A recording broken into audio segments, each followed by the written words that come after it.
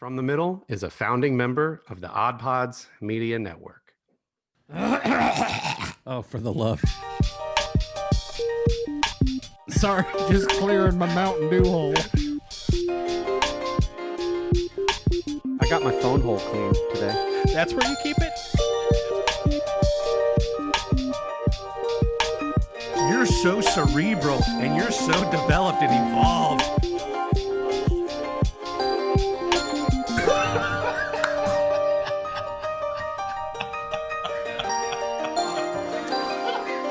From the Middle after dark over here. Hey, everybody, and welcome to episode number 87 of From the Middle. I am one of your hosts, Corey Hubble, alongside my brother Dylan and our good friend Kendall Ayala. We are excited to be with you once again on From the Middle. If it's your first time listening, we are sort of a comedy and culture podcast. We're three middle-class guys. We live in the middle of America. We're kind of in the middle chapters of our lives, and our points of view usually fall somewhere in the middle. Talking about all things about being dads and husbands. And we were just talking before we started recording about the joys of when your children start sleepwalking. We talk a little bit about geek culture and movies and food. And every once in a while, we have a guest. And I am super excited about tonight's guest. I've been wanting to have him on for a long time. He is a New York Times best-selling illustrator, two-time recipient of the NAACP Image Award. He's illustrated picture books for Kareem Abdul-Jabbar, Sharon Robinson, that's Jackie Robinson's daughter, Ilyasa Shabazz, that's Malcolm X's daughter, Martin Luther King III, Nick Cannon, Jonah Winter, the Archbishop Desmond Tutu, and many others. Husband to Brandy, father to Maddox and Carter, my college buddy, my college roommate, and still my friend, Mr. A.G. Ford. Jeez. Thanks Guys, for joining us, man. It's someone who's actually done stuff, man. I don't know what to do. How does that feel? It's weird, man. I mean, it's cool. Like, I don't, just working. I just been working these last, I guess it's been almost 13 years, 14 years now. And you don't really think about it. You're just working, And I'm always thinking about my next project. But it is interesting when someone lays it all out like that. I guess I've done a few books now. And it's pretty cool to hear. I know that's going to be a recurring theme of tonight's episode. Your work ethic is something that from the moment I met you has always impressed me. But we're just going to have a casual conversation. We had a very loose outline that we sort of sent you about things that we thought might be interesting to talk about. But yeah, one of the things that we've discovered since we started this podcast a little over a year ago is that one of our favorite things to do is have guests. And we've had quite a wide range of guests. We've had doctors and surgeons, and we have some exciting guests coming up in the next couple of weeks in a range of fields. But I try hard as somebody who has a background in art and illustration not to always have my friends on and just talk about art and design, because we could geek out about that stuff for hours and hours. But because of the things that you've been able to accomplish, no doubt because of your work ethic and you're just a nice guy. Your work is amazing, but you're a nice guy on top of it. So yeah, I thought it'd be fun to have you on. Thank you for finally doing this. It was only after I told him that Kevin Smith gave us a shout out that he was willing to do it, but no, I'm just teasing. So I guess maybe just kind of start with a little bit about yourself, as much as you want to tell about your background outside of the things I mentioned at the top, and then maybe sort of segue into how you decided that art and pursuing a career in art was the right path for you.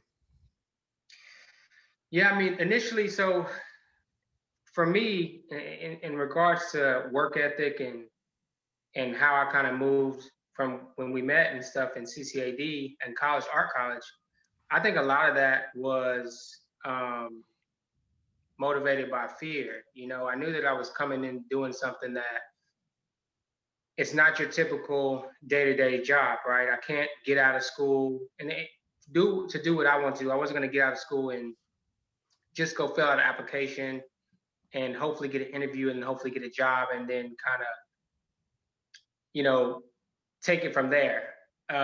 So I think a lot of the work ethic that you saw at CCAD was kind of motivated a little bit by fear, making sure that once I got out of there, that, you know, I had a good portfolio, a solid portfolio that I could present to the world and present to editors and art directors and feel confident about it. And so just what you saw is me trying to exhaust the possibilities of what I create.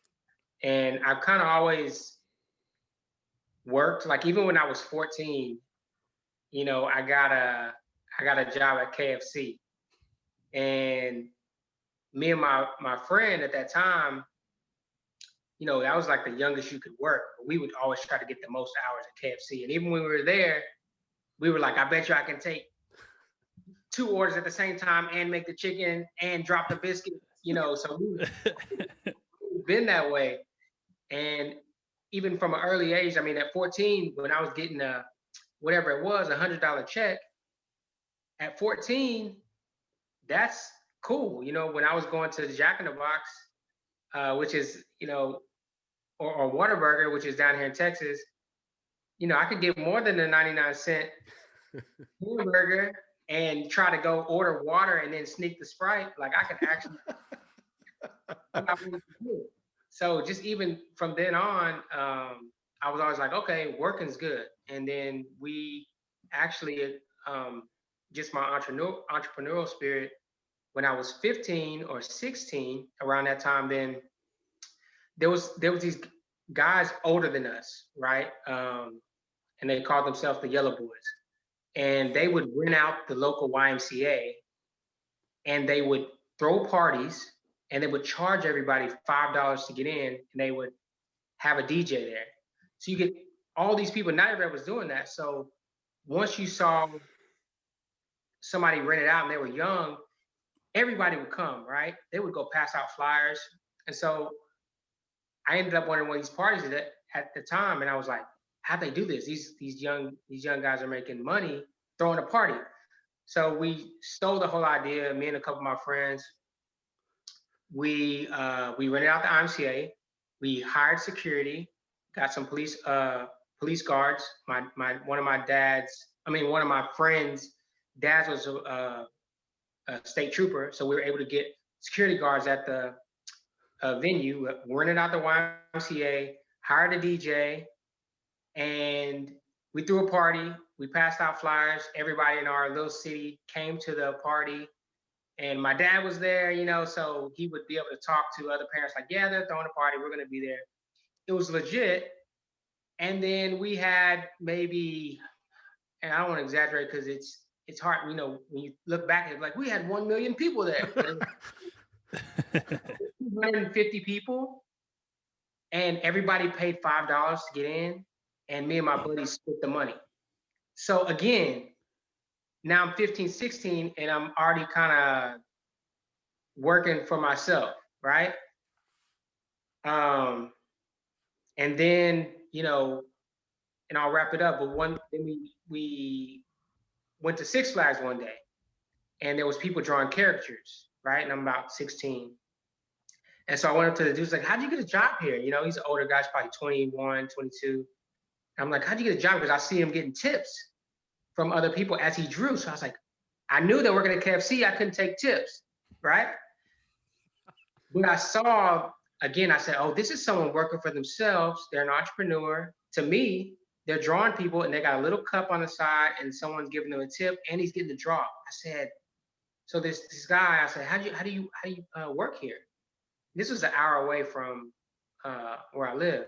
He was like, well, this is big time design. And if you apply here, you can start out on doing airbrush tattoos.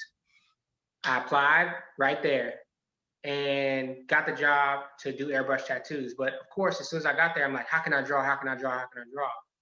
So I would stay after when the park closed. This is like 10 o'clock. And I would stay after and then I would draw with the guys. And so then they start letting me draw characters here and there. So I started drawing characters, and I was obsessed with it. And so I would go home and I would work on my characters. So then I got hired and as doing some of the characters. So now I'm a working artist at 16. You're not supposed to take tips. At some point they stopped doing it, but I was getting those tips too. Because people always ask you want to take a tip, you want to take a tip, and what I'm gonna say, Yeah. 15, I'm still trying to supersize them fries. So I start just seeing that I'm making money with art. And so that, along with the work ethic from KFC, Yeah. along with the work ethic from throwing on parties, now I'm working for a company called Big Time Design that works inside of Six Flags. Now I'm in school, in high school, and I'm going into AP art.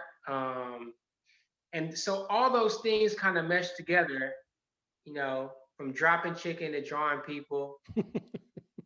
This leads me to art college in Ohio because I got an art scholarship or whatever. And but were you drawing before your exposure to the caricature artists at Six Flags? I imagine you had to be one of those kids that, like a lot of us always say, you were drawing ever since you could pick up a pencil, right? So oh yeah. I mean, Ninja Turtles and drawing, because I played basketball growing up too. So that's another part of just understanding repetition, right? Mm. So no matter what it is that we're doing, whether it be cooking or playing basketball or drawing, the way our brains kind of process things is through repetition. So if you see somebody doing something really good at something, it's not because it's their first time doing it, right? It's always there. As Malcolm Gladwell would say, the 10,000 hours. Yep. So knowing that from playing basketball, I just would repeat things over and over and draw. And I was drawing Ninja Turtles and everything like that. So yeah, of course, always drawing and basketball were my two things. That's really cool. I know, and Kendall, I don't want to steal your question, but a lot of kids draw. I think it's Picasso's quote that every child is an artist, right? But at some point, the world beats that out of them, or some well-meaning family member tells them that that's not a worthwhile endeavor. So, like, what was it for you that was? I know you talked about the fear once you were already at CCAD, but for those young people who might do art for fun or enjoyment or even be pretty good at it, how did you sort of get over that hurdle of, like, not only am I going to go to a school that specializes in that, but I'm going to move from Texas to Ohio because I'm going to put all my eggs in this art basket? Like, how do you mentally shift from I'm doing caricatures at a theme park to let's make this a college education / career? Yeah, I think in hindsight, looking at where I'm at now, it's easy to say, "Oh, I just knew that I would, get here, and I knew what I want to do." But that's just not the case. I mean, when you think about it, when we all pick our college, I was 17. People pick the school they're going to go to, and these things are gateways into what you might end up doing the rest of your life. And I think that, for the most part, I think you're just living, day to day, trying to figure it out, trying to get through this maze that everyone has to get through. And truly, I could have easily just decided not to go to Ohio and stay in Texas and, major in business easily. So I don't know if that there's this Singular moment. Yeah. right. I don't think that's fair. Like, I think that, you take one step and that step feels good, and you take another one and that one still feels good. And then you might take one in the wrong direction, step back, and then you take another one to the right. And okay, now this is the right direction. So I think it's more of a day-to-day ongoing paying attention to what actually is happening, what is working for you and what's not. And I think that, from each step that I took towards, because initially some of it was just wanting to get out of Texas, which Texas is great. I came back, I love it. But I wanted to venture out. I wanted to go out of state. So Ohio, New York, and California were there. And Columbus College of Art gave me the most money. And that was really the deciding factor. I wanted to go to New York. Um, they accepted me. They didn't give me a big scholarship. So, again, that's something that was decided for me a little bit. I mean, I worked hard to get the scholarship, but if New York would have gave me just as big a scholarship, I would have chose New York. Mhm. So, again, to say that I just knew exactly what was going to happen, it's not realistic. So I just think it's just a day to day kind of maneuvering and trying to see what's working and what's not, and taking chances uh, and just trying to maximize each step that you take is really going to get you where you want to be. Just even like with this podcast, it's not trying to get the first guest right that's going to blow you up. It's just the constant, and y'all on A7, right? So it's just this constant building and y'all growing together and figuring out what works and what doesn't. And it's that same ideology behind, you know, especially that period in your life where you're trying to pick college. Yeah. I want to expand on that kind of 16, 17, 18-year-old uncertainty for a second, because I think you're right. There's a lot of people who make decisions based on maybe teachers or guidance counselors or parents, kind of friends weighing in. And everyone's experience is different. So like, I remember a conversation, maybe one I had with a guidance counselor that was like, here's your report card. You're good at math. You should go into math. And that was pretty much the conversation. It wasn't me talking. It was like, based on your grades, this is what you should do. Well, I knew I didn't want to do that. So then I was sort of like, well, I guess I have to figure it out on my own now. Did you have a similar experience where people telling you like, hey, you're really good at art, you should do that? Or were you deciding your own thing? Did you have people weighing in? Because I think there's a lot of people, a lot of people that age that are so, everyone's telling you it's a big decision. You're trying to enjoy your life. I mean, what factored in most into that decision for you? Well, I think for me, I've always paid attention to the position of the person giving me the advice. So if you want to go to the NBA and you ask LeBron James, he's going to start telling you the next steps to get there. If you ask someone that's not in the NBA, they're going to tell you probably can't get to the NBA. So that's the position I take on whoever I'm talking about. So it's just like if I'm gonna say I'm gonna be an artist, and someone is telling me that that's not likely. If they're in a position where they work a 9 to 5, that's the right advice. They're not from that person. They're not trying to lead you to the wrong direction, but whatever they did in their life that made them content and happy in their position, and maybe they feel like at that point they are at the level of success and are able to live a happy life, they are trying to give you that advice. So if your guidance counselor is happy being a guidance counselor, there's nothing wrong with that. But it's a 9 to 5 job, and he's probably able to raise a family and do everything. He's offering his experience to you. And if you can look at him and say, I'll settle for what he's doing, then that's good advice. If you look at him and say, I would never want to do what he's doing, then don't listen to that person. You know what I mean? Yeah. So if someone tells me they want to be an artist, I'm like, all right, this is what you have to do. And if they're unwilling to do that, then I would say, well, then you shouldn't go down this road, because this is not, and that's just really the truth of it. It's just like with motivational speakers. Like, motivational speakers are great if they've done something to talk about. I don't want to listen to a motivational speaker that is great at motivational speaking.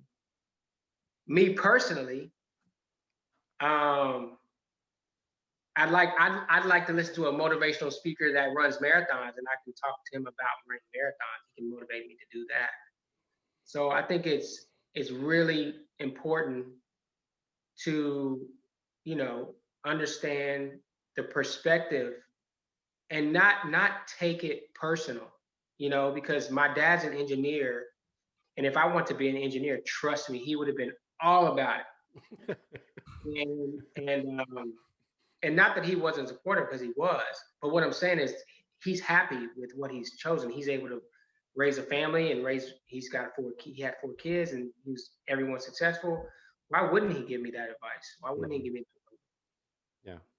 That's yeah. I've never thought about that the way you just stated it, and that's I feel like there's a lot of wisdom there. talking to if you have a desire that you want to be somewhere, talk to somebody who's actually there, and sort of skirt the people who aren't.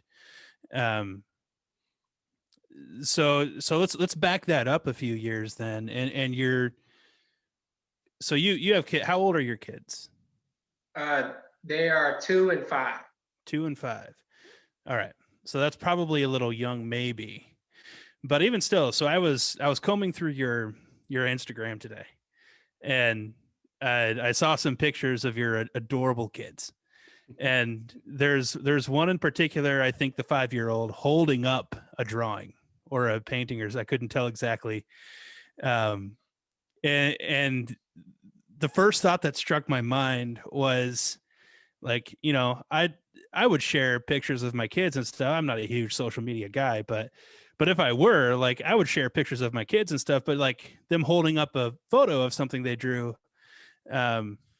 wouldn't be on my list of things I would normally choose, except you, right? You, I think, maybe saw, man, my kid did something I do, right? And I'm going to put that up there. It's relevant in a different way for me than it would be for other people. And so what I'm kind of wondering there is how, what on a philosophical level, if you see that one of your children is good at drawing, or particularly likes it, even at 5 years old, do you feel a sense of I want to encourage that? I want, maybe push is a strong word, but I want to influence that a little bit more, or is it too young, or do you kind of wait for them to talk to you, or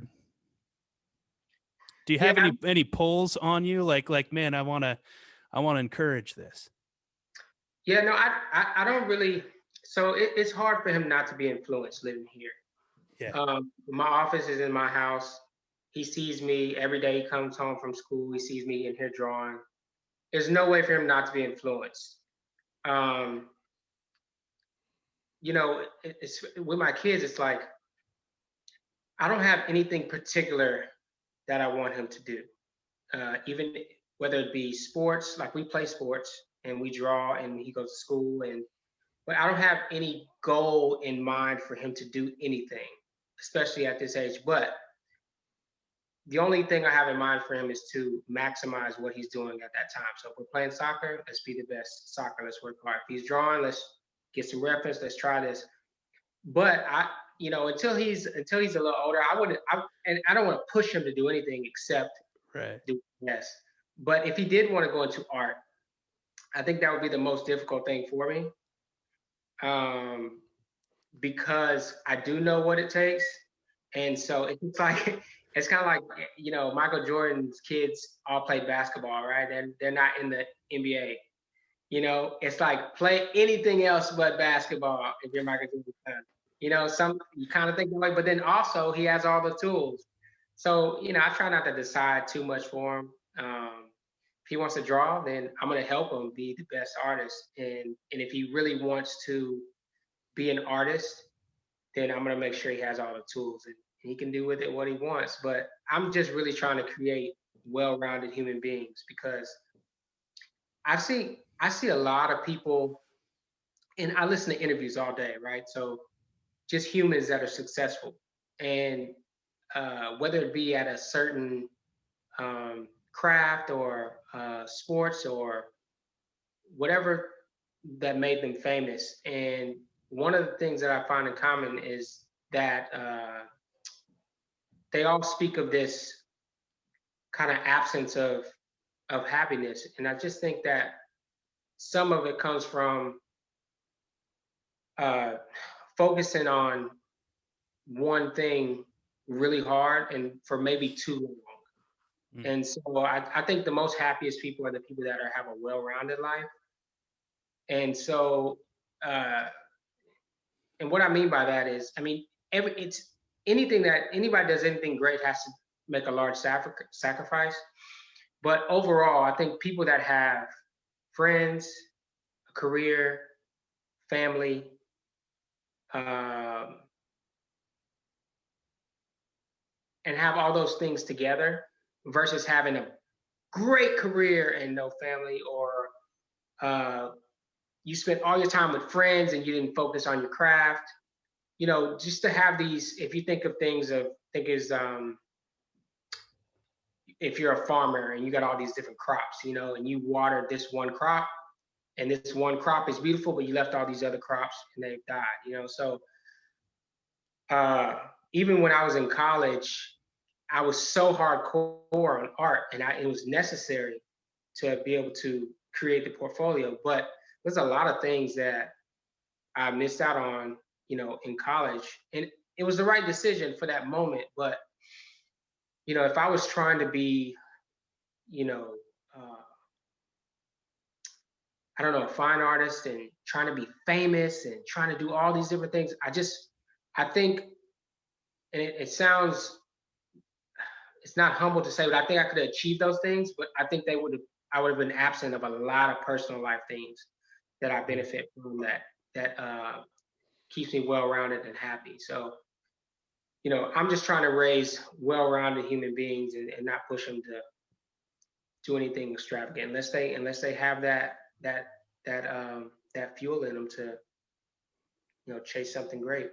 Yeah, and that's something that like I have young kids as well, and um, one of the thoughts that I have, like obviously for me, for both of us, it's a future thought contemplation of like, man, what if they really like grab a hold of something in the future, like they're older, teenage or preteen or something like that, and I'm telling them like I'm trying to encourage them as much as possible to go after that thing because they told me that they want that thing, that they like this thing. And so they're working on it, and then comes the day that they give up, right? And then now like my dad brain has to turn on and be like, is this just they're still young, like that it's obviously okay for them to go through a phase and switch gears, or like or am I letting them give up? Like, I mean, 5 years old, it's a little young to have those thoughts, but like I have those thoughts now. My oldest is 6. Um, Yeah, but I guess that's it's on the kid, right? Like if you see somebody truly talented and you know that they're having a moment of weakness, then of course don't give up in a moment of weakness. But if they're really out of it and they're done, then they're done. Um, I've tried to, let them flow as much as possible, especially the 5 year olds. Just kind of let him be himself, and just as long as it's not a crack from some sort of weakness that shouldn't be there, then maybe I don't push it. But like if he's one of the fastest kid on his soccer team, so if I see somebody outrun him on the field, then I know I can say, no, you didn't do it, you didn't try, you know. But if he's slow and someone's beating him, you can't look at him like he didn't try. So it's very right. personal, um, what you can tell them and what you can't at what point. But that's I don't know. It's weird. They're so young.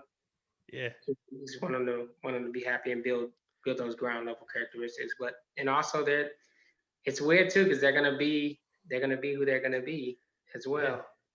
It's So for even you, having older kids, I struggle with that. And Kendall, I'm glad to know that my overthinking has now rubbed off on you. But like even with Lily, who's 13, and Chloe, who's 11, like I can see that they're legitimately good at drawing or like observing an object and making it look pretty realistic. But then I struggle with that. Like, I don't want to push it on them, but I want to be available if they ever want like instruction or for me to teach them things.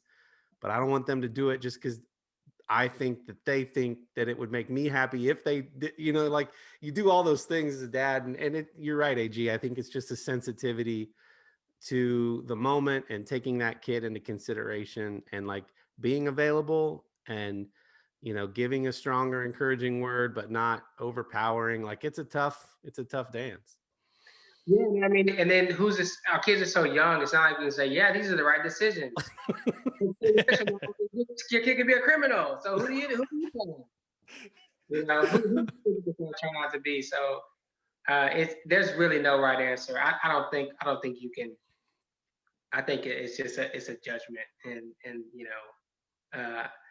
it's weird. Like one thing that I have tried to do is, and once I see them doing something that even if I don't want them to do it, I show them how to do it. It's like, you know, like my kid wanted to jump and do a flip, but he wasn't tucking his neck.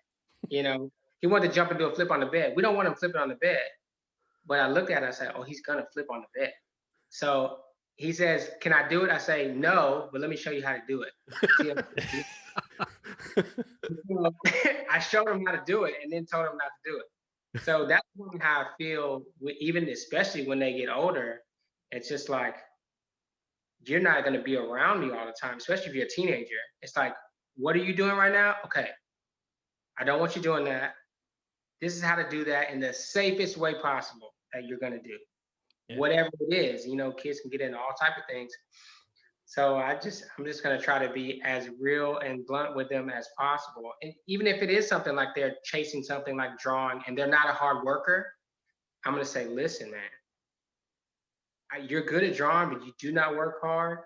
And this is not going to work if you do not work hard. Like, I'm going to give it to them as straight, straight as possible. So well, like that. I don't know if I always look back at my relationships and I always remember the things where I felt like I was an a-hole. I don't know. Was I blunt in college, Corey? I don't know.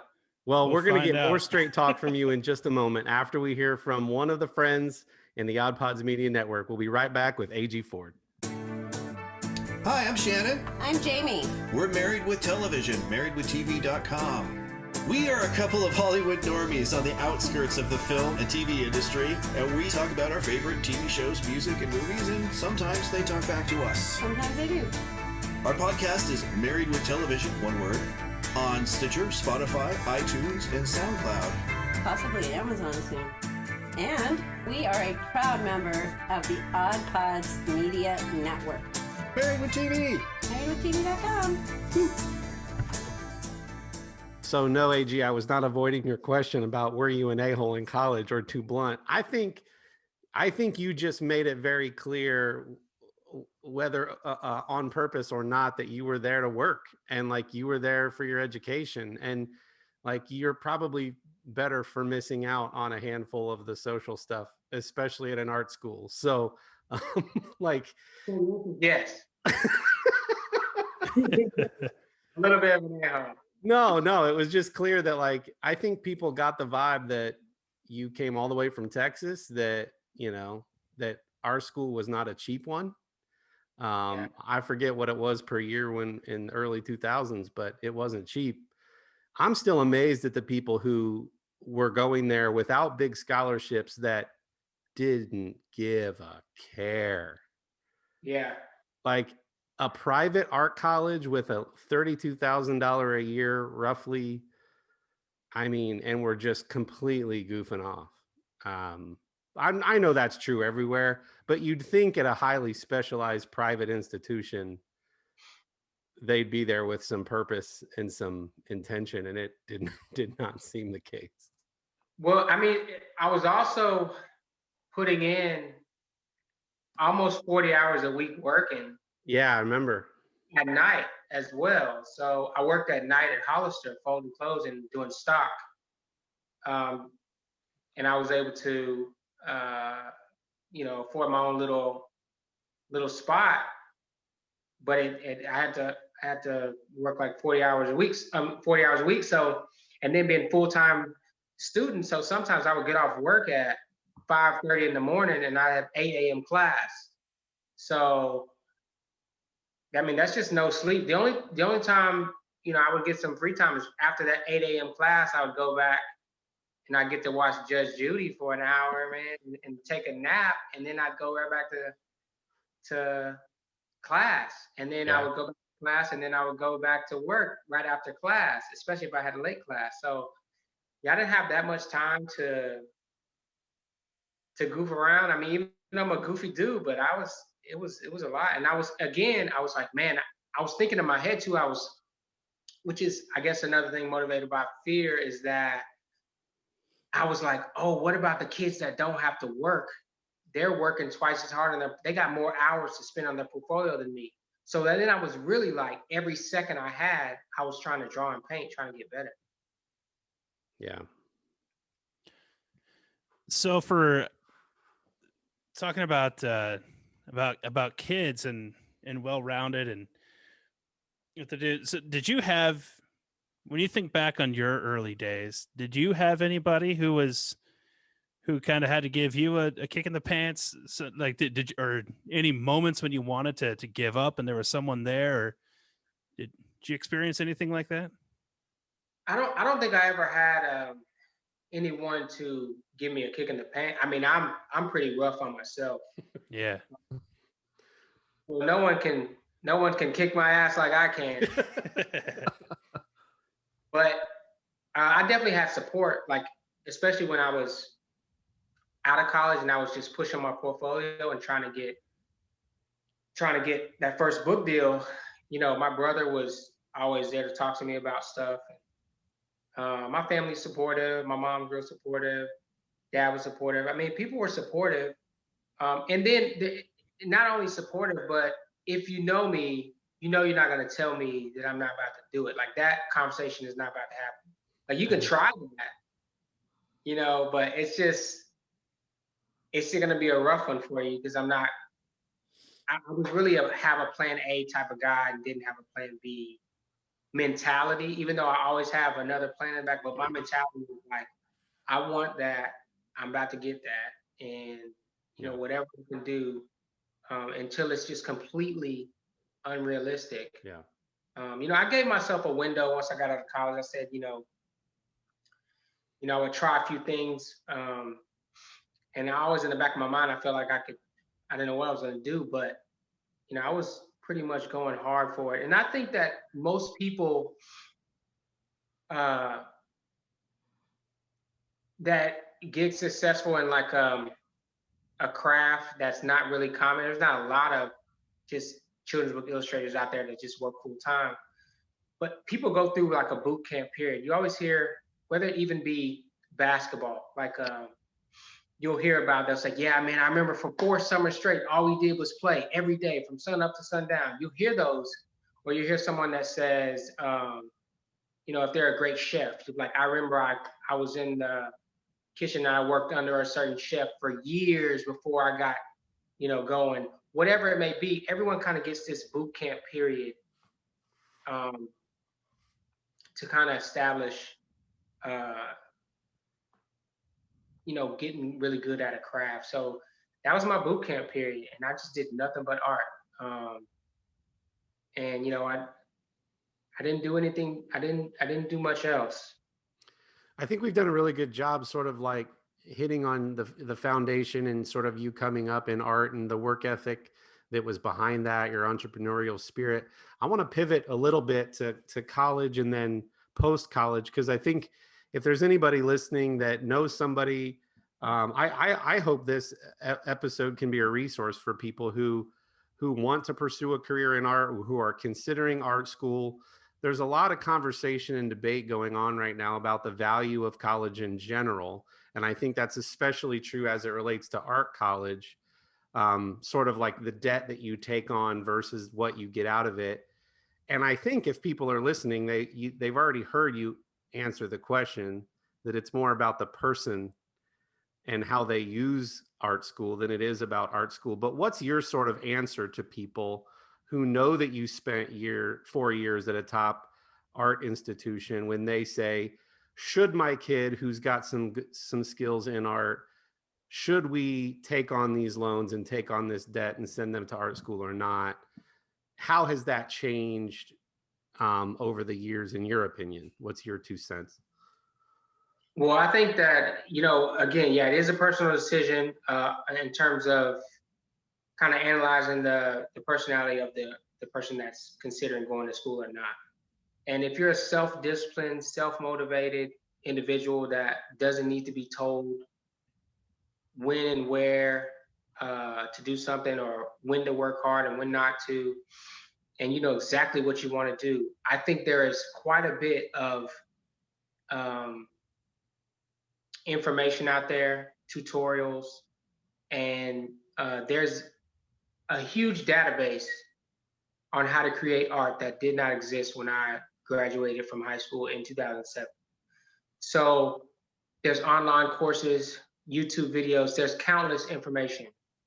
What art school does offer you though is a 4-year period to really figure out who you are and what you want to do, and learn and grow, you know, learn about yourself a little bit, learn to be engulfed in a creative community, and it gives you a chance to see if you really fit with that kind of career, or if you fit in that kind of world. Now, whether that 4-year experience is worth the money that it costs to do so, um, you know, there's a number of variables that kind of play into that. You know, for some people, like you said, we saw some of those students that were there, and you could tell they could go there for a couple years and probably switch schools. And their parents would pay for a different school, and they'd hop around, and it wasn't an issue. For me, once I got there freshman year, I knew, I was like, this, I got to stay. I can't stop, or else my scholarship's going to disappear. Because outside of, I think what you're saying, outside of your degree, the thing that lives on is the portfolio that you've built. Right. One of the other differentiating factors that was, we had the benefit of learning from guys who were top in their field of illustration. Like our professors, I've said this before on the cast, our professors would be working on Reader's Digest or Time magazine covers in class as the demo for the day. Yeah. So you had guys that were teaching you. So what I'm hearing a lot more now today than ever before was with things like masterclass or these schoolism or these online art education subscriptions, is that if what lives on is the portfolio, if you've got the skills to be able to build that portfolio independent from an art college, then maybe you don't need to take on that debt. Yeah, I mean, see, and the thing that art school does offer you, though, in defense of it, is I took graphic design classes, I took sculpture, I got to see where the fashion people were working. I got to be around other artists that chose to do things differently. Some that went into concept art, or some that went into working for a company or something, or you know, you had a totally different career, working for large corporations, traveling around the US. These are experiences that staying home you won't get. So again, though, the only component that makes it more trivial or more difficult is that there's a financial component, and you have to be able to look at the value and how much debt you're willing to take on for the experience. And whether that's fair or not, I mean, that's a whole different conversation. Whether the actual you know, debt that you take on is fair or not, that's a different conversation. But if we look at it for what it is and know how much it costs,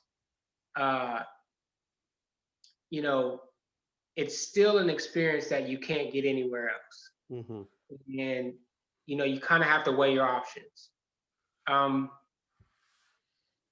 If it was me, I would, or if it was my son and he wanted to go to art college,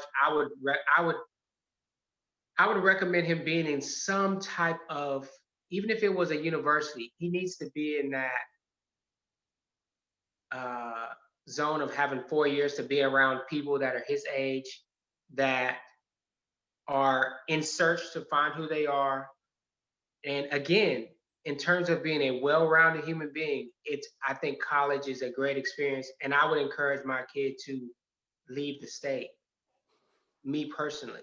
But again, that's my experience, because I know what it did for me. If my kid is not a self-motivated learner, I wouldn't advise him to leave. I'd be like, you need to go up the street, and you know, you come home every weekend. Your mom's gonna make you some gumbo. and then you go back to college. If he's that what he needs at that point, then I'll give it to him. But if he's like me, I say go out because you can handle it, and you're gonna be a better man for it. How good is Brandy's gumbo, though? That's what we have to ask ourselves. Well, it's on my mind. I mentioned it, right? It's on my mind all the time. So she's got to make that route. That's what happens when you marry Louisiana. Married a Louisiana girl. So that was also the right decision.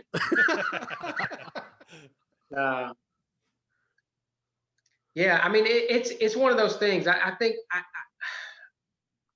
I'm not sure how many artists I know that didn't go to art college, like that I know personally, that are working it. So I know they're out there. But they're more the exception than the rule. Yeah, just because I just think it's because of the structure. Yeah. I mean, how many people?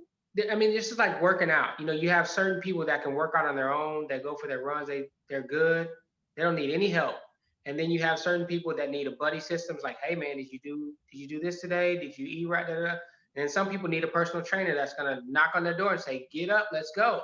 So it's just all different levels of self-discipline that kind of come along with that decision. And I think more often than not, people need some structure.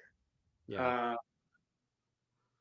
Talk a little bit about your, again, thinking in terms of if we're giving advice to young artists, maybe even artists in college now. Talk a little bit about post-graduation, because that's a giant, I remember for you and I and others, that was a giant question mark in our minds. Like, what the heck do we do after this? Do we try to go work for the big companies like Disney and Pixar and EA Games, or like, people aren't hiring staff illustrators like they did back in the day from big magazines. And it's not the 50s and 60s of, you had your staff illustrator in a suit every day, and the Disney's classic animators, the 9 Old Men and whatever. Like, we don't live in those days anymore. It's a freelance world. Do we get agents?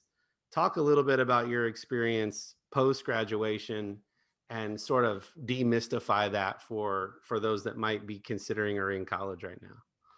Yeah, and that's one of the things I knew that for some reason, I knew that feeling before I even graduated. Like when I was a sophomore, I was like, when this is over, I'm going to get thrown out there butt naked in the cold. This is it. No one's going to be there to hold my hand, nothing like that. So my biggest advice for any artist that's in college is be aware that when you get done with school, you want to have every tool in your toolbox. You don't want to play around with the college experience. Like, make sure that when you get out there and you're thrown out there, you've got everything you need to go to battle. So for me, I did get an agent, and that kind of happened. There's no one way to get an agent. There's you can submit to an agent online, or you can go to conventions and SCBWI, which is the Society of Children's Book Writers and Illustrators. There's tons of information on there. They have conventions, and you can go meet agents, and you can go meet other writers, and there's a community there. But I got my agent kind of a weird way. I emailed an artist named Adam Rex. He made a book called Frankenstein Makes a Sandwich, and that was the book that I had, and I really liked it. And so I emailed him and I said, and I was a senior in college, and I already had a website set up because I was ready to go. When I graduated college, I was ready to go, hit the ground running. And I emailed him, and he said, and I was just asking him how to get into the children's book publishing, and he was like, "Wow, I like your portfolio. I'm gonna send this to my agent." And I was like, "Agent?" I was like, "I didn't even know you could have an agent as an artist. I thought those are for athletes and Jerry Maguire, Show Me the Money, that whole thing." And so he emailed his agent, and his agent called me, and I started talking with the agent, and he's the same one that reps Kadir Nelson and Adam Rex, and he reps all these artists. And so I ended up signing with that agent, and that's been my agent from since 2007 till now. So my agent story was a little different, but you can find an agent if they're accepting submissions. You can submit to them. It's kind of the Wild Wild West, but you'll get to talking with people and things like that. But getting out, it's really the main thing is to have the work, to have the portfolio pieces that are strong, that you've really spent time on. Because I've seen the biggest thing that I see when I talk to artists that are trying to get in, that don't have a book deal or haven't done anything, is they're so focused on their business cards and their website and how they're going to present it, who they need to talk to. They're worried about an agent. How do I talk to editors? How do I get in the HarperCollins building? How do I get to talk to Disney? How do I submit my manuscript? Do I self-publish to start out? All these things. You need to make sure that the product is good. Everything else is easy. Everything else. Like the packaging, it doesn't matter. It's not that it doesn't matter, but it's not the most important thing, if you want to hire a singer and they've got all this stuff, you want to hear them sing. All right, they can have the best hairdo and outfit, and no one cares. Can you sing? And so that's what the editor is going to be looking at. What is a strong quality? Especially as a visual artist, it only takes someone 1 second to view something, to say, I like that. What is that? And they want to see the next piece. So focus on the artwork. I struggle with, and I talk to a lot of different people that are trying to get into publishing, and they'll show me paintings and pictures, and I can just tell that, you haven't put in hours and hours and hours and nights and days into this. And I can tell, and I'm like, listen, your business cards are great, your website's set up great, your Twitter's there, your Instagram's there, all this. The work has to be to a certain level. Focus on that. Everything else is cake. So we've walked through sort of early childhood and high school, and followed you into college, and then talked a little bit about that experience. And now we're graduated and moving forward from there. So you see how I did that, Kendall? Yeah. So you're well, and I'm also, well, no, go ahead. It works. So you're in children's books. You're illustrating children's books. How did that happen specifically? So children's books, you talked about how in college you had the opportunity, paid for the opportunity to get to sample different things, graphic design and that kind of thing. And at some point, you ended up illustrating children's books. Is that something specifically that you set out to do and then achieved, or was it an opportunity that kind of crossed your path, or how did you land in that work? So once I was a senior in college, once I started developing a style, I kind of, because I drew portraits and drew people, that was one of the things that my agent kind of liked about my portfolio. Yeah. It kind of, my work, what I created kind of fit in that mold. Drawing people, drawing the figures, and that's why a lot of my first books are biographies. So my first book was Barack. Then I had a book, I have a book about Johnny Cash. I have a book about JFK. So a lot of my early work, it was historical figures. And that kind of is where I got my start, because I could really draw people well. So I just knew that once I got out of college that I need to focus on one thing. And so that's kind of where I laid my focus, but it kind of happened organically. I didn't set out when I was a freshman to get into children's book. It's just as I began to draw more, know what I like to draw, and using the colors that I like to use, and focusing on certain things and portraits and historical figures and drawing characters, it just fit with children's books. if there's someone that really likes to draw environments, they're usually going to get into a field where they can draw environments. So they might be the video industry, things like that. If you like to do a lot of cartooning, you could probably fall into children's book, but you might want to get into some sort of animation or something like that. Or you like to render with 3D. So it just kind of happens more organically. And then, you know, as you work and as you develop more of a portfolio, you start to kind of lean a certain way where you say, okay, well, this will work business wise, you know, for lack of a better term, this will kind of work for me in terms of what industry I can go into. So that kind of happens organically. And then what happened was we graduated in 2007. So I had my portfolio had a lot of people in it. And I had a portrait of Muhammad Ali. I had a portrait of, I don't know, there might have been another Black historical figure. But anyways, I had these images, and because it was 2007, this is right before the election, right? So Barack Obama was running for president. There was a manuscript out there, and it had just got picked up by HarperCollins. It was called Barack, written by Jonah Winter. So they were looking for an illustrator. So I did a sample piece for HarperCollins, a portrait of Barack Obama. And so they hired me to get on that project.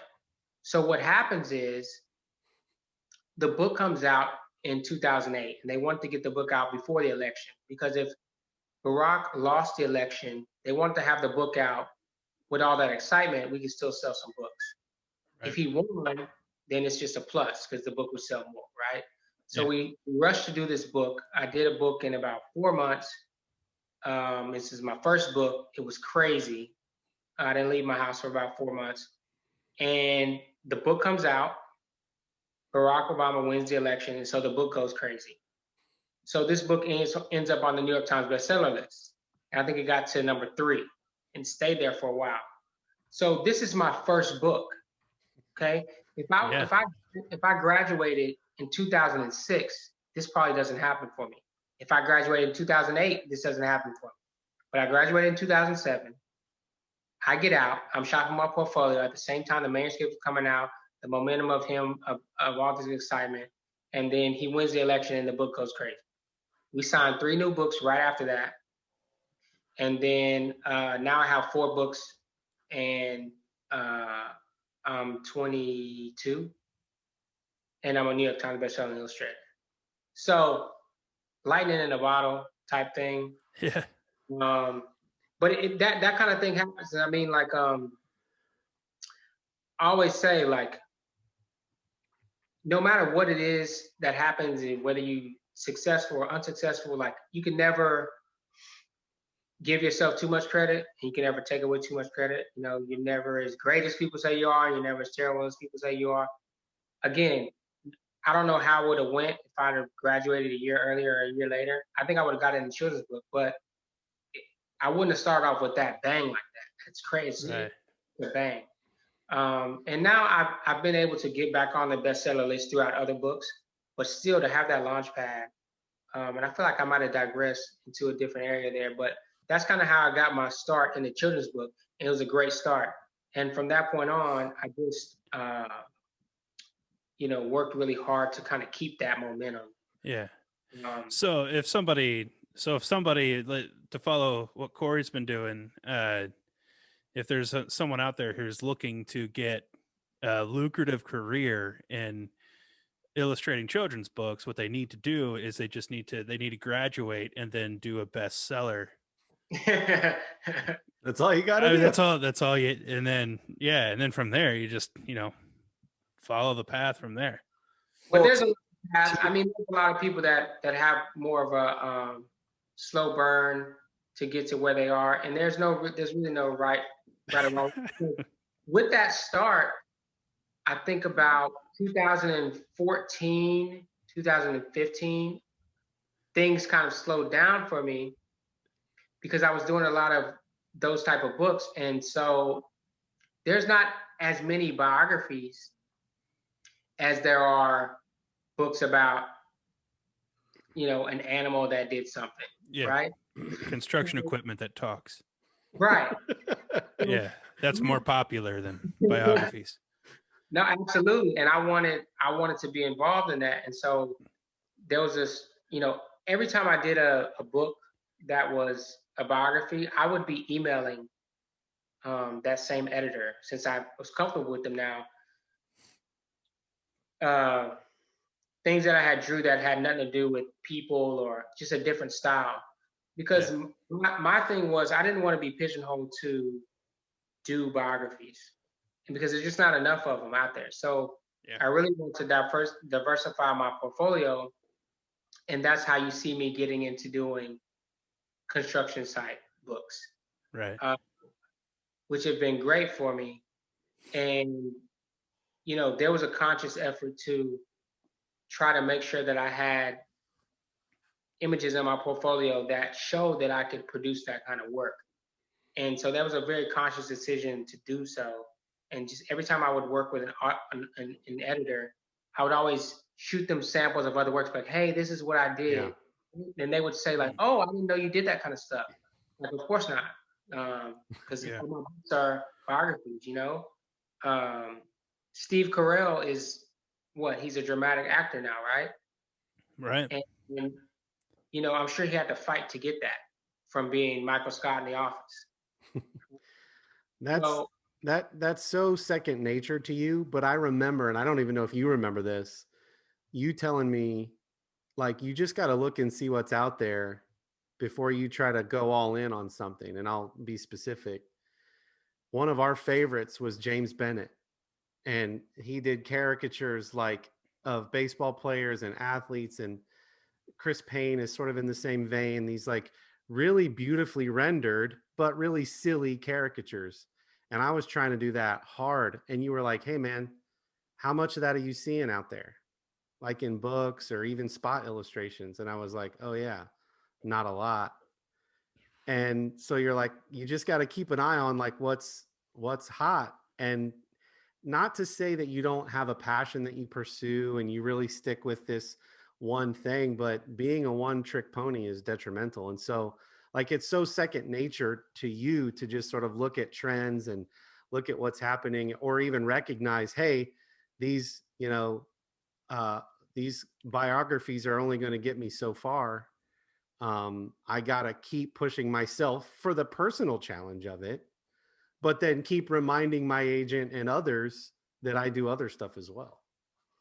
Right. I mean, because especially being an African American illustrator, I could get locked into doing, not only just biographies, but I could get locked into just doing Black biographies. So that's why I love doing the Johnny Cash book.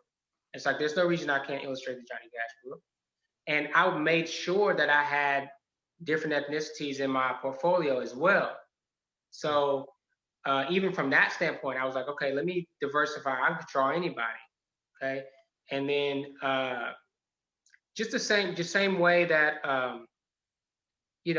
The Rock does an action movie, right? And he also does Moana, and it's just if you can do it, why not?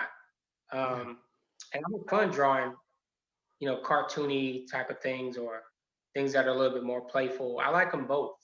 So I have my book that I did with Martin Luther King Jr.'s son, but at the same time I have Cookie Source Rex. So, and I think, there's certain fields and creative fields where it's not a bad thing to really be focused. Like in music, you'll see certain people that are venture outside of their genre, and it doesn't feel right. And it's probably because they are reaching, but I think because I have a caricature background too, that it feels natural for me to do something cartoony as well. It's actually have done it for years. So I just want to make sure that I get those eyes as well, in terms of showing what I can do. I have so many more questions for you, but we're down to like 5 or 10 minutes. Can you do another quick session after this? Can you do Sure. another round? All right, cool. Thank you, man. Dylan, I know you've been trying to get in for a minute. No, well, I was just gonna say, I know some people can bounce around a podcast episode, and so we were talking about, some of the timing, and there certainly can be some opportunity in timing, but I also, I was just thinking as you were saying that, but none of that happens if you didn't grind through college, if you didn't have a portfolio ready, if you weren't, set up with whatever you needed to be ready after school, if you were the person that was just getting through and you weren't thinking about jobs, that much 6 months or 9 months after school, that's not happening. And Yeah. so I think if somebody's jumping around, some people who are maybe lazy or jealous might go, oh well, just the timing worked out, that he happened. But it's like, there was so much grind up to that point, and there was so much preparation for that day. You weren't Michael Jordan, who just thought he could just show up at the game and he probably could just show up, but like, there was so much preparation through his whole life, for those moments that we see it in all the cheesy ESPN commercials, but it's true. It's like all that buildup is all the unseen work that gets you prepared for that moment, and that's when you pull it off. That gets you into Space Jam, right? That's exactly right. And without that, here we are without Space Jam. So for anybody that might have been bouncing around that caught that part of it, I thought it was important to highlight some of the grind from earlier in the episode, because I think you got to give yourself tons of credit for being prepared, so that when the moment did happen, that you are ready to take your shot, man. I'm glad you said that, Dylan, and that's where we can say more about AG than he can about himself. But I think the quote is that success occurs when opportunity and preparedness meet, right? So you could have had that opportunity with none of the preparation, like you just said. And so I think AG's story of happening to get the Barack book deal before he becomes elected president is not one of only one side of that equation. That was just the opportunity side. So yeah, that's awesome. So you've been illustrating children's books for, it's going to be 15 years here in a little bit. You've gotten to work with celebrities and the family members of important historical figures. For us, and for those of you that don't know, sort of the Society of Illustrators is a organization of some of the world's foremost illustrators, and they have offices in New York, and AG has been welcomed into that fold with some of our heroes. How does that, I know you kind of said you don't really stop to read your own press clippings. That's very much in brand for you.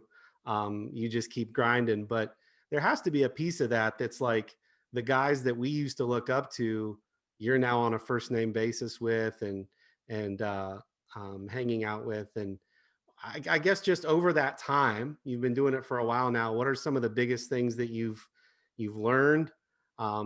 You're doing it. I mean, you're doing the thing that you wanted to do. You're drawing and painting out of your house, making money, telling stories through images. What is it? What have you learned? What's been challenging? What's been the biggest surprise from that? And I know we're going to get cut off here in a minute, but just start and we'll pick up.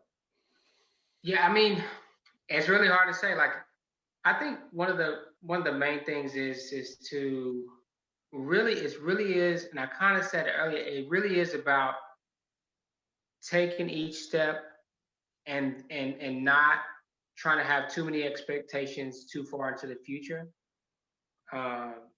in terms of your career.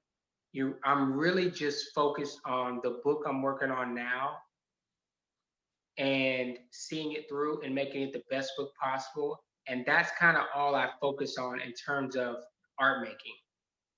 Of course, you want to plan for the future in regards to your finances and how all those things are set up. But which you're good there. Yeah, but in terms of the career, how I feel about everything that's going on. I really just operate in the present, and I don't try to. I mean, I've always wanted to be working on a series. I always looked at people that I see that they had, one or two characters with the same book, and they have like 10 books of it. I was like, that is the goal. and I don't know if you believe in manifestation, but I always kind of kept that in my mind. And I think that as I would submit samples to editors and showing these different characters that I can draw, that I try, kind of manifest that situation. But for the most part, I take my book deals, I keep working hard, I keep making samples, and I put myself out there. And everything that I've put out, I try to make it 100%. And I let those cards kind of move how they move. I don't take anything for granted. I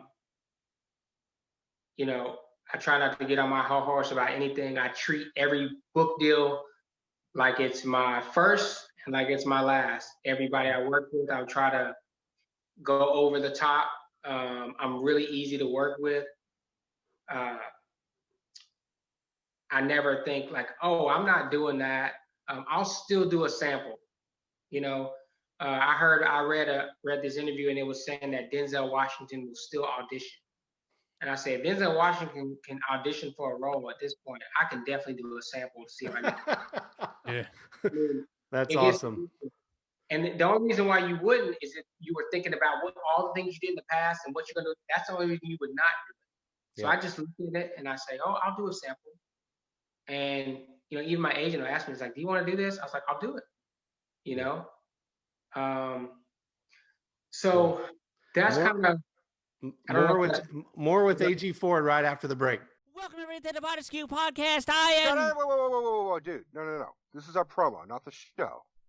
I'm Rico. Oh, sorry. I'm CJ, and we're the hosts of the Potaskew Podcast. We're fans of pretty much anything and everything pop culture, including movies, TV shows, books, video games, comics, music, and of course, Kevin Smith. Now, while we do keep our fingers on the pulse of Silent Bob, he certainly doesn't need our help in promoting him. You got that right. We do our own thing, with inspiration from the man himself and his mantra of why not. We've got stories about celebrities we've interviewed, theories of our own for certain movies, and we can usually tend to have a great debate about anything. We also do commentaries on movies. Sometimes we ask our fans what they want to watch with us. So if you love the timbre of our vocal cords and want to watch a movie at the same time, give us a listen. Stay tuned every Monday. There's always something new. And if you've been good this year, we may even give you a bonus episode from time to time. So please be good and subscribe to and enjoy Potaskew, founding member of the Odd Pods Media Network. So I know Kendall touched on it earlier with the construction site booklets. And another example of opportunity and preparedness meeting. Just real quick, tell the story of how the construction site books came along, because you're in an effort to kind of move away from the biographies. You sort of talk about manifestation and wanting to do a series, and then this thing happens. Yeah, so it was kind of a weird transition. It's not something I ever heard happening in children's book publishing. So the Magic Treehouse series, that illustrator was retiring from doing that. And they were going to continue the Magic Treehouse series, so they're looking for an illustrator. So my agent called me one day and he says, hey, do you know the Magic Treehouse books? And I'm like, yeah. He's like, listen, the illustrator for that book is done doing those books, but they want to keep the series going. Do you think you could mimic that style or draw Jack and Annie in a way and they could continue that series? Because I was already working with the editor that works on those books. I was working with that editor on another picture book. And I said, yeah, I can do a sample and we can see if they like it and maybe I can do that. So I did a sample and they said, great, we're going to hire you to do the Magic Treehouse books. So I had been doing those. And so I had done like maybe 4 of the Magic Treehouse books. And so that's me taking the illustrator style, doing it my own way, and kind of recreating so this publishing company can continue to make these books off this franchise that they had been having for years. So along comes construction site books, right? So the first book was Goodnight Construction Site. It was huge. Huge book. So Tom Lichenheld, he illustrated those books, and I guess he had done 2 of them. And then they did another book with Sherry Rinker, and I guess for whatever reason maybe he wanted to do something. I hadn't talked to him about it. He wants to go in a different direction with his career. He wants to do some other books. The Good Night Construction Site book is crazy successful. There's like I think there's like 10,000 reviews on Amazon. It's crazy. I mean, there are like Christmas ornaments for it. You can buy plushies of the stuff, the trucks. Like, it's huge. Yeah, it's a huge series. And so what happens is the publisher, Chronicle, of course, they want to continue making these books, but they don't have an illustrator for it now. And so I guess they knew I had recreated the Magic Treehouse series. They said, hey, can AG mimic this style? Can he recreate these trucks? And so they contacted me. My agent's like, do you want to do this?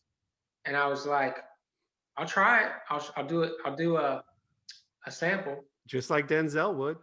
Yeah. Yeah. Yeah. And so what I do is I look at the materials that he uses for his books, and I'm trying to figure it out.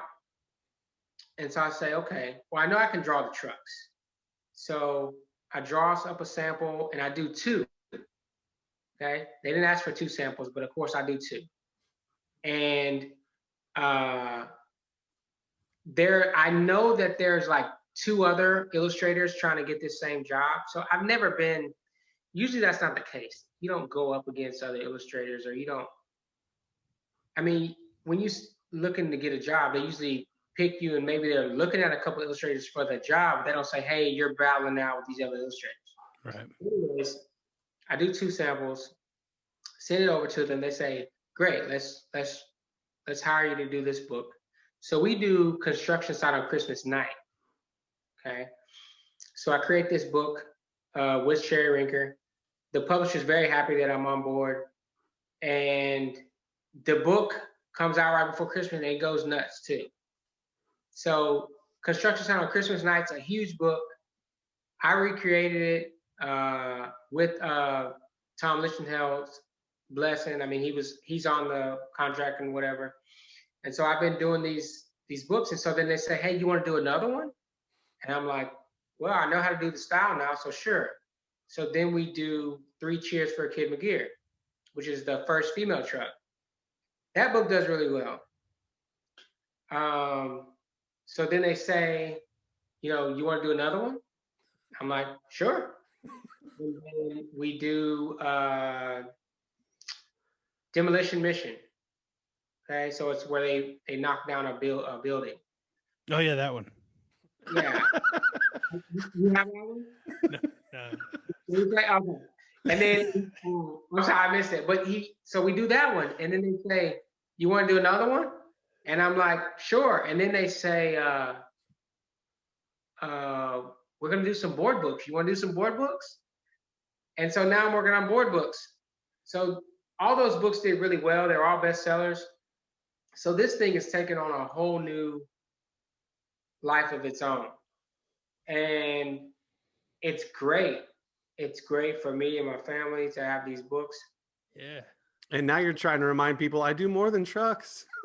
It's crazy, man, because now, and so now with my portfolio, if you look through my site, I have biographies. I've drawn babies in a couple different books, historical figures, which is biographies. I've illustrated trucks that have eyes and can talk. I did a dinosaur book, Dinosaur Cookies. So now I'm at the point where I have a portfolio where there's not many books or manuscripts out there that you can look at and say, well, there's no way AG could do this. Right. It's just not the case. Whether or not you like my style or want my style, that's the issue now. Yeah. So that's the only thing I have to deal with, which is a great space to be in. Yeah, it's not can he do it? It's will that style fit our manuscript? Mm-hmm. Yeah. So Great. it's a good space to be in. Heck and yeah. I'm grateful. And but there's no way I could have planned that out. I just saw opportunities and I gave my best foot forward. And each step I took, I tried to make it a good step. So I did that sample, and I did one and I didn't like, I didn't think it was good enough, and I did another one. That's just the way my mind thinks. Yeah. Um, I have to get this answer recorded because this is something that artists of all skill levels get asked. Everybody and their aunt has an idea for the next great children's book. And they will usually say, I can't pay you anything, but would you take royalties? And this is somebody who's never traversed the world of children's book writing or illustration before.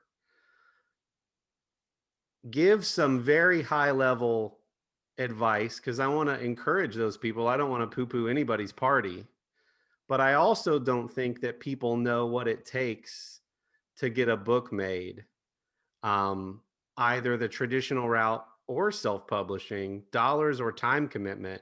I literally just got an ask today to do an entire graphic novel / comic book. And I'm like, do you know how many hours are involved in one page, let alone an entire book, before you've even talked about publishing it? So for those people that come, I mean, now you can just say, talk to my agent, but but for everybody else, like whether they have written something they think is a great idea and are looking for an illustrator, what would you say to those people who have that great idea but have never walked down that road before and have no idea what it takes? well, if you can believe it or not, not that I have Instagram and all that, I get those messages quite a bit. So answer it once and for all here so that you can say, watch From the Middle, episode 87, skip to, and here you go. Yeah, well, so the first thing that authors out there need to know is that authors and illustrators do not work together. And that comes as a surprise to people, but I can do a whole book and never meet the author. So the way it usually works is an author is an author and they're trying to sell their manuscript, okay, to a publisher. An illustrator is illustrating and trying to illustrate books that have been bought by the publisher. So once an author sells their manuscript to the publisher, the editor looks for an artist to fit that book, fit that manuscript. Now, once you sell your manuscript to a publisher, they give you money, and then they pay the illustrator to work on it. You do not, as an author, you do not want to finance an illustrator yourself. You have to think about it this way. If someone was going to take, let's give you, this is, it takes me 6 months to do a book. Okay. So if we take 6 months, and let's say I only worked 40 hours a week on it. Okay. So you got 160 hours a month, right? What they usually offer you is way below minimum wage, or what you'd be paid for what they can offer, because it's expensive. So what I advise authors to do is get your manuscript bought by a publisher, and you don't have to worry about financing an illustrator. Okay, it's just too much work. Okay, that's why a lot of people that self-publish, they write it and illustrate it because they don't want to pay an illustrator. You can't ask someone for 6 months of their life for a book that you might try to sell every once in a while. It's just not, it just can't work. And so but it's not, I don't take it personal when they ask, they just don't know. And it's not like, hey, you make really good cookies, can you bake those for me? Like that takes what, 20 hour or two to prepare them, and then you can give them the cookies. It's not that. You're asking for 6 months of someone's life, or 4 months. And I think they're just naive to the process too. And that's fine. You referenced it earlier, the Society of Children's Book Writers and Illustrators. That community organization website is a phenomenal resource.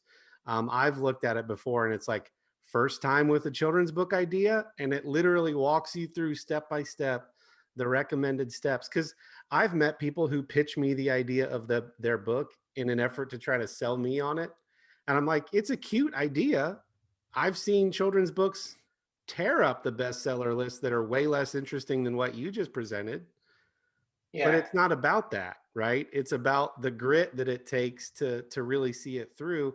And most people, if they were being truthful, just aren't willing to nurture their project for that long or put the sweat or dollars behind getting it done through self-publishing, and just don't know what it takes through traditional routes.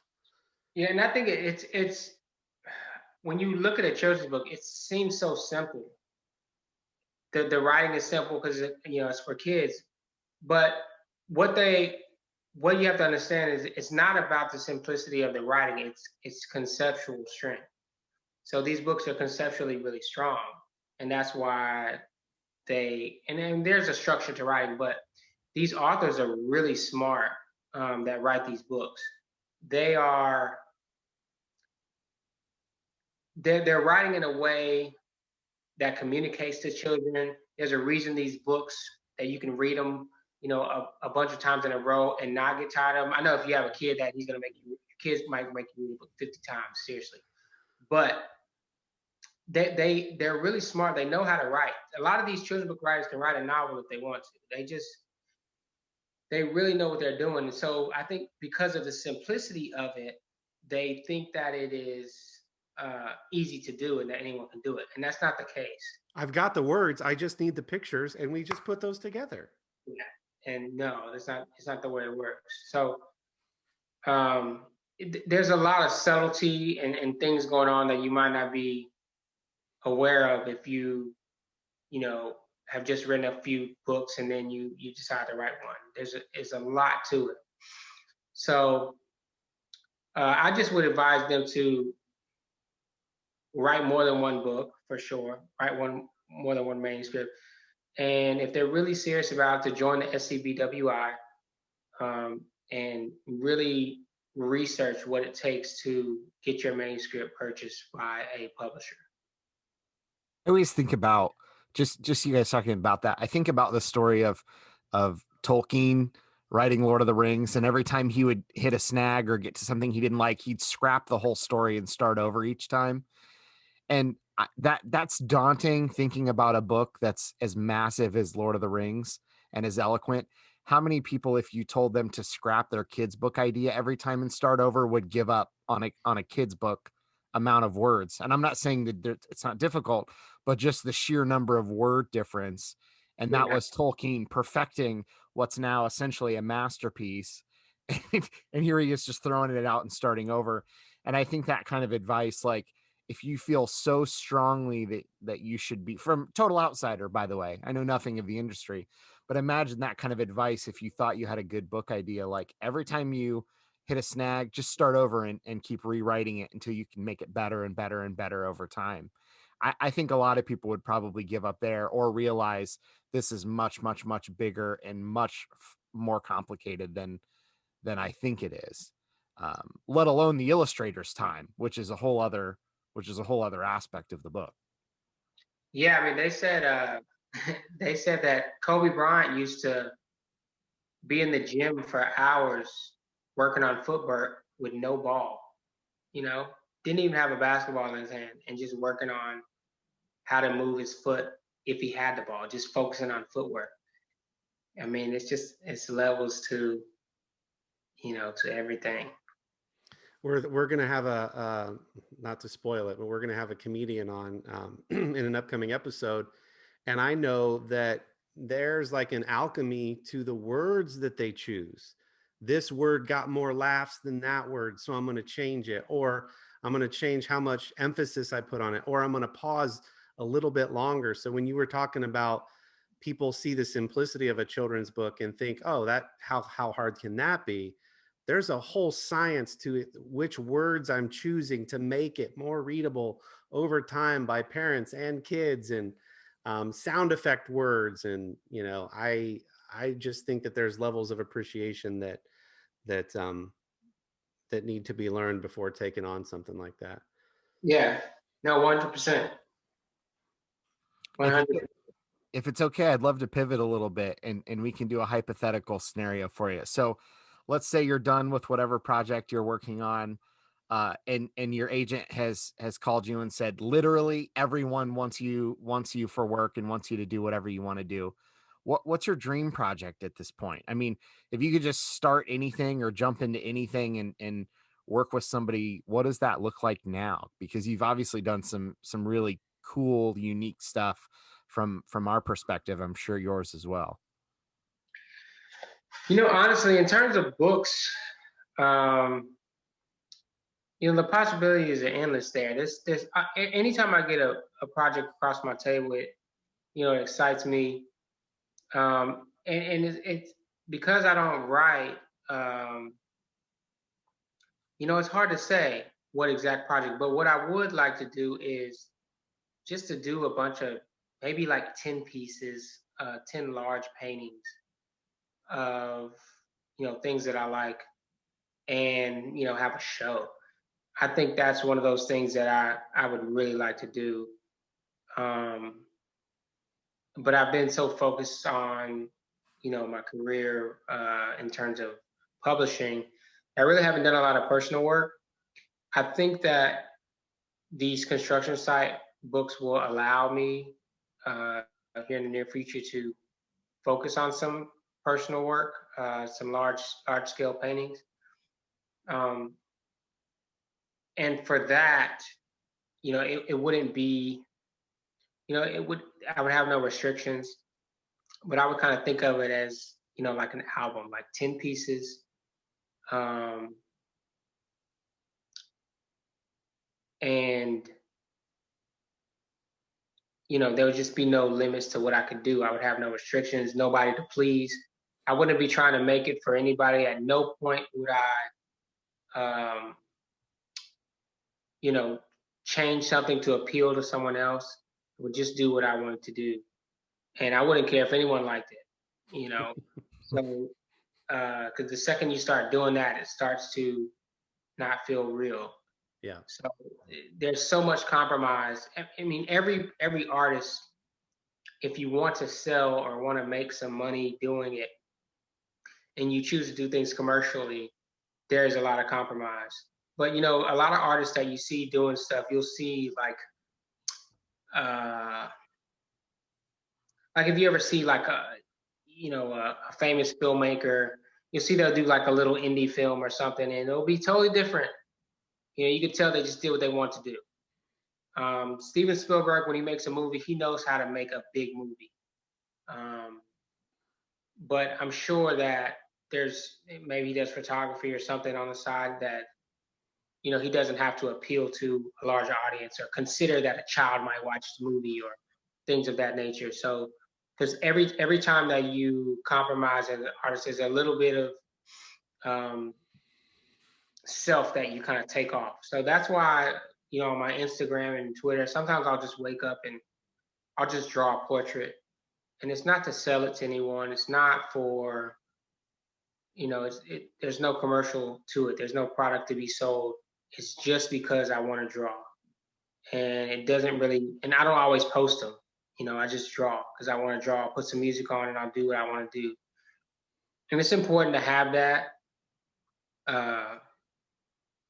just to keep your creative kind of fresh. And so that's kind of where I would, if you just want to give me a blank canvas, and ideally what I would do is just have my freedom to paint whatever I want to paint. For the artists that are listening, that's a common theme. Like Drew Struzan and the geeks that are listening might recognize the name. He did a bunch of the movie posters, Harry Potter, Star Wars, a lot of sci-fi and fantasy movie posters. Once he stopped doing the commercial work, his stuff was super abstract, like really loose, Jackson Pollock-y, sort of like abstract, throw paint at a canvas type stuff.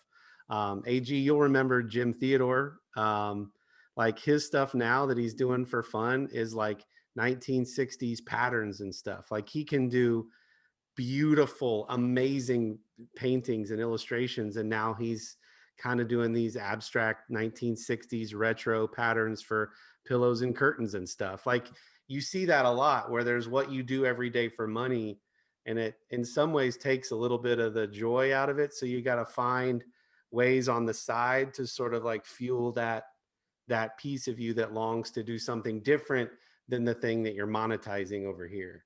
So I think that's an interesting theme. And it's interesting because it's like, if you think about the numerical idea, like absolute value, right? So +9 is -9, absolute value, right? Mhm. So in terms of creative, if the more, let's say, the more you do that is not genuinely pure from your creative, the more you will stray away from it. Yeah. If you're forced to do realistic all the time, +10, then -10, you will probably go all the way away from that. Yeah. So I think about that for everything that I do. So, what's the pros and cons of whatever it is I'm doing? So in his spare time up to this point, AG has been doing horrifically gruesome, nightmarish paintings that he keeps in a very private notebook after all the children's book illustrations. Yeah, what's interesting is, though, it's like, yeah, I mean, but at the same time, I love doing children's books. So I'm not in a.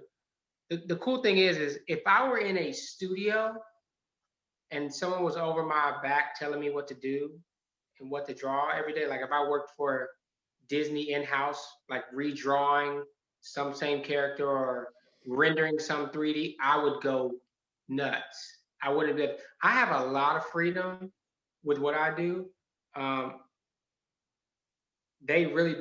My editors, they kind of let me do what I want to do. Like at this point, Yeah. I have very little notes on my manuscripts from me, and they might have something specific that they need to be shown. I get a lot of freedom, honestly. So I don't.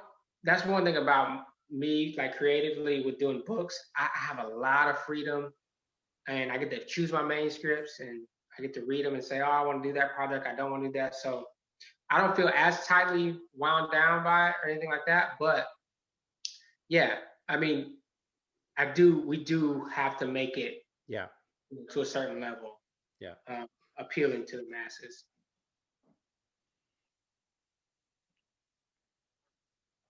Cool. Well, anything else, guys? This has been great, man. It's been great catching up with you. And I really do. Maybe I'm just an idealist, but I think there's a lot of young artists and creatives out there, whether or not they want to go into children's book illustration or not. And frankly, so much of what you said transcends just art. There's just been a lot of pearls of wisdom that I think apply to any endeavor. So I just really appreciate you coming on. I know you've gotten to meet my parents. They're going to be super excited to catch up with you through this episode. They'll probably listen for the first time ever because you were on, because they always ask about how you're doing. And because I got to travel a bit for work, you and I would get to meet up in Dallas every once in a while. And that was always nice. But really appreciate you coming on, man. This has been really, really good. Thank you for the extra time. Really appreciate it. One of the things that the three of us, Dylan, Corey, and I, have been talking about kind of as we start reaching 100 episodes is trying to kind of like nail down what are the things that we have liked most about the podcast. What are things that we can get into that gets us more excited, things that we think that we might be good at. And one of those themes that has popped up throughout our podcast is just talking to somebody about their passion and how they turned it into a career. Passion to profession is what we've been calling it. And AG, man, you gave us another one of those. So thank you for that. Is there anything, it could be a quick no or a quick answer. Is there anything that you like entertainment wise that you would recommend to other people, like documentaries or shows or movies that you feel like might represent, you know, your illustration niche or just the bigger art world? It's okay if it's a quick no, but I like to ask. No, I mean, I wouldn't say in general there's in terms of the art world, but just if I would leave anybody, what I would say thing that's really opened my eyes to a lot of things. I've read a lot of Malcolm Gladwell lately, and if anybody thinks about audiobooks, man, That dude. that's what I would recommend anything Malcolm Gladwell. It's just such a great read and um, worldview and the ideology behind the way like just the way he thinks and his perspective. And I just think that being well rounded and well cultured and kind of meeting a lot of people, really getting to know a lot of different people is just the biggest thing I think in the world right now. We think everyone else is crazy on the other sides of the fence, but we're all very similar, much more similar than we think we are. If we grabbed 100 issues and we wrote down 100 issues, I think most people would agree on about 90 of them. And there's a few other ones that we disagree on, but we forget that the 90 that we agree on. And things are a lot more complex, than we realize. And they get broken down into simple things that separate us. And it's just not true, man. And I think that Malcolm Gladwell's books and there's a lot of other books out there, but it really gives you helps you with a more well-rounded perspective on why things happen and why things are the way they are. And again, my favorite quote from Maya Angelou is, "We are much more alike than we are unalike," and I really strongly believe that. Amen. Amen to that. And you sound like us in some of the first things we talked about, why we wanted to start this podcast, and just talking to interesting people, being open-minded, being more centrist, recognizing that the media loves to highlight the differences in us, but that we're more alike than we may realize. And so yeah, man, we're right with you. Thank you for your time. This has been a ton of fun. I miss talking to you on a regular basis. I promise I won't make you talk for an hour and a half the next time I call you. Thank you guys for listening. If you are interested in any men's grooming products, be sure to hit up Artius Man.